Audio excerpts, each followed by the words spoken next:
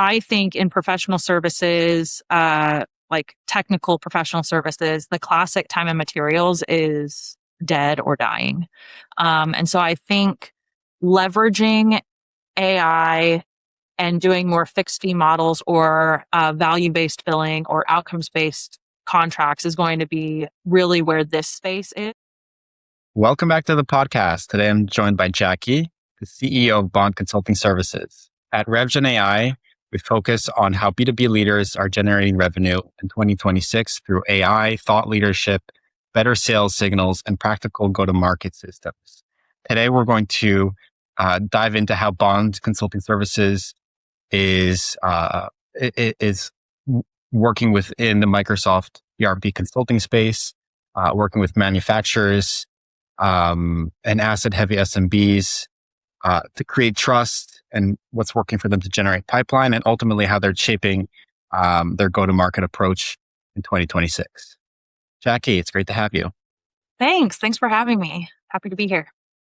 Of course. So can you start us off by sharing what Bond Consulting Services does, who do you serve, and ultimately, why does the company exist? Yeah.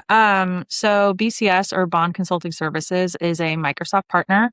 We, by choice, specialize in SMB modernization. So as a Microsoft partner, we help with Business Central deployments, CRM or customer engagement deployments, really anything that a small to mid-sized business would need when it comes to Microsoft. We really are kind of that one-stop shop. They can buy licenses with us and, get their finance deployment off the ground, transfer from QuickBooks to BC, for example. Mm-hmm. And for that specific segment of the market, a lot of times, I understood there's a specific reason why you chose that section of the market, right? They're small enough, but not too big. What specific pain point have you identified really helps them come to you, and what are they ultimately paying for in terms of the outcomes that they care about that you're delivering? Yeah, so I guess taking a step back, right? If I'm thinking about tech modernization, there's really like enterprise and the rest, right? And so with enterprise, you have massive IT budgets, 5-year roadmaps, all of these things, and they have the internal infrastructure, I would say, to make slow decisions. I don't mean that to sound bad, but it's just kind of my take on enterprise, right? And at least in the Microsoft space, enterprise means you have a lot more like Microsoft selling engagement, a lot more co-sell, because those are large pursuits. On the SMB side, like taking it kind of to the extreme, right? Let's say it's a 50-person organization, 50 million, something like that in revenue. People are doing multiple jobs, right? They don't have IT on staff. They, the CEO is making decisions every minute, and they're also cold calling leads, right? And so it's just a different dynamic, a different go-to-market motion, different decision making. It's just a completely different way to engage. We do have a few, enterprise or larger corporate accounts, but for the most part, how SMBs go through their buying journey, I think, is pretty different than enterprise. So I think it's better that we specialize in that way so that we can meet our customers where they're at and really guide them through the buying process. Yeah, definitely. I think niching down is one of the most powerful concepts in business because you learn so much more exactly what matters and what doesn't. And you learn to be very effective with your target market and not effective for the rest, which just creates enough proof to actually be able to cut through the noise and get people to notice and engage with you and ultimately decide to buy, which is and it's a really true point because a lot of companies that I speak to, they're going after enterprise, and the issue that they're facing is that with Who do you talk way to? AI, It's a what's that? committee, right? Like who are you talking to at the customer? It's a committee. It's a longer buying cycle, probably. Um, they not just have decision makers, but influencers. It's like a whole account map, uh, typically, right? Exactly. That's one of the main problems. And then another problem is that things are changing so rapidly with technology that people are kind of hesitant to make big investments. They're wondering what's going to change in 6 months from now when we've seen the most radical changes happening now. And so a lot of companies that I've spoken with that have those long sales cycles are struggling because of that. So I like your approach. Um, Yeah. I would imagine too with enterprise, they are probably trying to chew the elephant or whatever the phrase is, instead of just doing a low lift AI deployment, right? Like what is one small use case that we can pilot and get it done, right? Rather than let's invent your AI strategy from scratch and all of these things. I do think also in really large enterprise or highly regulated, they're just scared from on the AI side, like security compliance. If I open Pandora's box, what's going to happen? That sort of Definitely, stuff. Yeah. definitely. Yeah. I really like what you just said, and so I want to examine that a little bit further because that's such a smart strategy of finding the right wedge into the relationship, into the business, to where afterwards you get the opportunity to expand the LTV.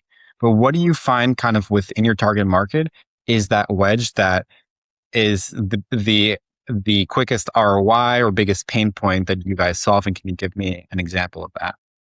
Yeah. I mean, I know it's probably not like the sexiest and funnest thing, but at least in my area, so much of it is just unlocking the out of the box AI capabilities, and it's stuff as easy as month end close. So, they're stuck in QuickBooks or something and it's taking a full week or more to close the books for the month, right? And if they move to Business Central and there's like the payables agent and a few other like AI features just natively out of the box, like they just want that. They want that easy button saying, I don't have any time to do my month end, let alone pick up another project. So I want a partner that can basically walk with me, get me something out of the box and like just a fast win with very low configuration, low lift, low risk. And so that's what's really been working for us. Now, obviously, moving any ERP is never going to be like a quick win or like like you're changing fundamentally their business, right? But talking to them about that small piece, like, hey, your expense reports can be automated, right? Okay, that's really interesting. That's at least going to have the conversation and then, it'll snowball from there. That's on the, ERP side. There's a lot more flexibility and like smaller use cases that I'm seeing on like the CRM or customer engagement side. I think that side of the anyone's business is a little bit more free to experiment and play around and those sorts of things. No one's going to play around with finance, right? So they have to really trust you. And so yeah, we either, I guess to summarize, highlight some of the out of the box quick wins. Like, hey, if you go with this, you're going to get these wins on day one. Or let's pick something more front office, low risk for you, really fast to implement and go from there. So more on the CRM side for use cases, for example. Yeah. Yeah. I think again, it's picking a problem that people understand clearly and they directly understand the pain of it. And yeah, just understanding if it takes them a week to now it being automated, finding those use cases oftentimes is the hard part. When you identify it, it's you're not selling AI solutions like every, snake oil salesman nowadays. It's more you actually understanding the problem, and just AI is just the solution. It really is possible nowadays, whereas before it wasn't necessarily true. Um, I want to talk for a moment about go to market. So I noticed that you shared that you're leaning into partner relationships as a growth lever. What makes them so valuable versus going direct to your customers? I mean, partially, right? Cost of sale, so customer acquisition costs, right? So, I guess taking a step back and talking about the Microsoft channel in particular, um, it's built obviously to be a little competitive, but we're really collaborative. It's a very interesting ecosystem. I've been in the space for like 12 years now, and you always have that personal connection when you pick up the phone and be like, hey, I need a really talented developer in this specific space, right? And you have those connections, and it's just like friendships, right? But beyond that, um, I do think for our size and our customers, it is healthy and natural to hire the best in class, right? So, yes, we can do some lightweight security stuff, but ultimately, I'm going to partner with, I have a few different partners that I work with where that's all they do. They're a small Microsoft partner, they're super specialized. And then when they have ERP projects that they can't service, they bring them to us as well. And so I like the partner to partner model. I think it decreases a lot of our customer acquisition costs, honestly. Uh, it cuts down on that substantially. I mean, that's a really smart approach. Again, I think when you can really lower your cost of acquisition, it makes scaling a lot easier. So I understand why getting more of uh, your partner network to be able to refer your business and you refer them business and just work together can be mutually beneficial. Um, Yeah, I, because that warm reach out and, just like if they're already doing business with that customer and they say, I got a guy and, BCS is that guy, it's going to cut off all of those first initial awkward getting to know you conversations, right? They're inherently going to have a little bit more trust than if they just cold outreached. And so I think it's just really, we see a lot higher win ratios when we're coming through as a referral that way. definitely, which makes sense because buyers are just getting more and more skeptical and risk averse. And so I'm really curious about how do you build credibility and trust before buyers engage with you? Like, how do you build thought leadership and also create trust in the buying process before any paid implementation happens? Yeah, I forget the exact statistic, right? But before a customer ever reaches out for, like, I'm talking about inbound, right? Like, if a customer reaches out, um, they know, like, they've been on your LinkedIn, they've been on your website, I don't know where you live almost, right? It feels like they're doing their homework before they even reach out. And so what do you bring to the table on that first call? So to your point about how do you build trust, you really need to have authentic and consistent messaging just across the board, across every channel. Um, that's part of the reason why I pushed for our team to every employee at BCS has an AI certification.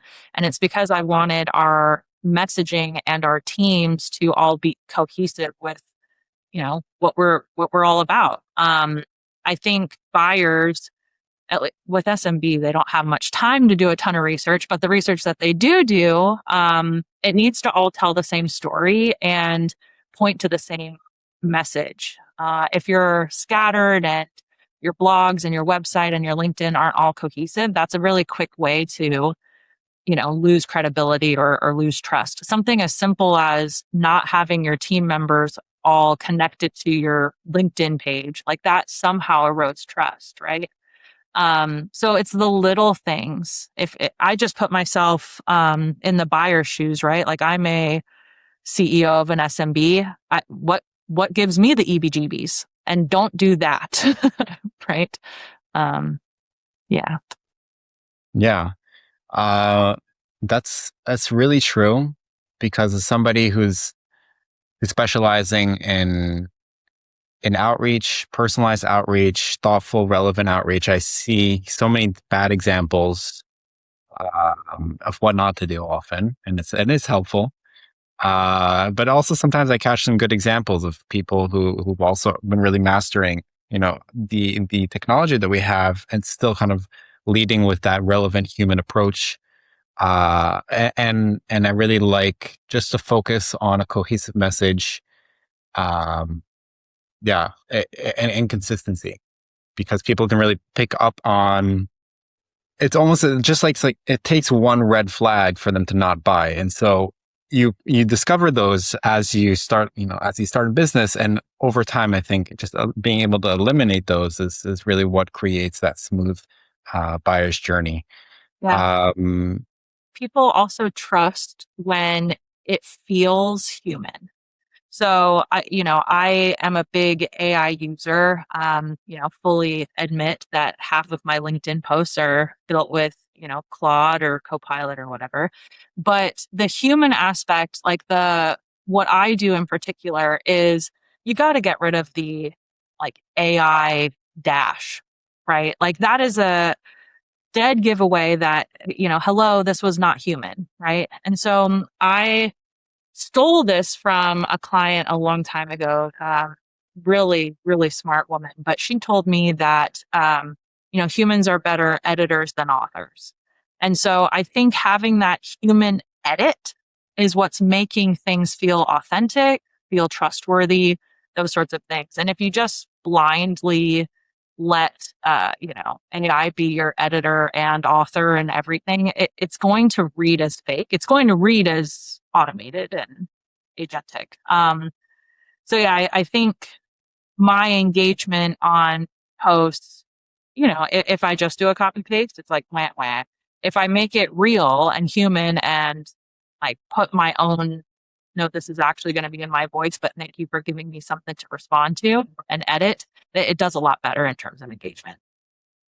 yeah, yeah. I think again, it's the problem with AI is that it's giving everybody the ability to create massive amounts of volume, but it's making quality even more and more important. And that's really, I think that's why fundamentally I've also positioned our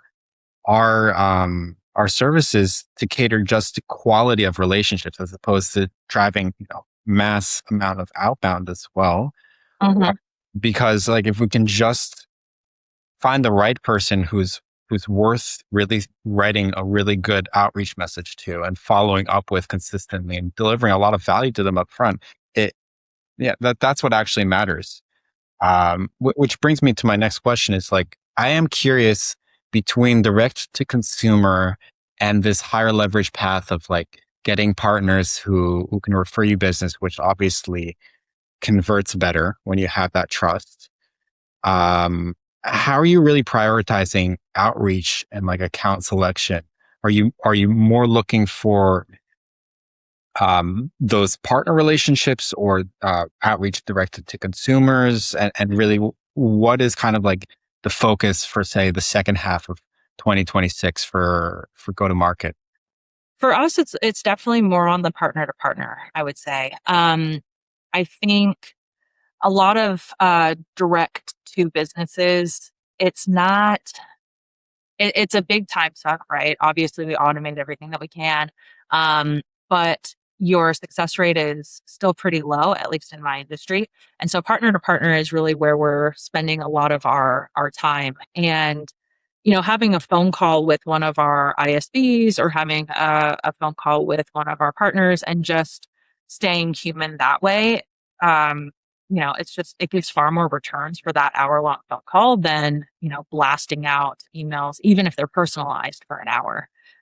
We're still going to do that because in the SMB space, volume and transactions are still really important to us.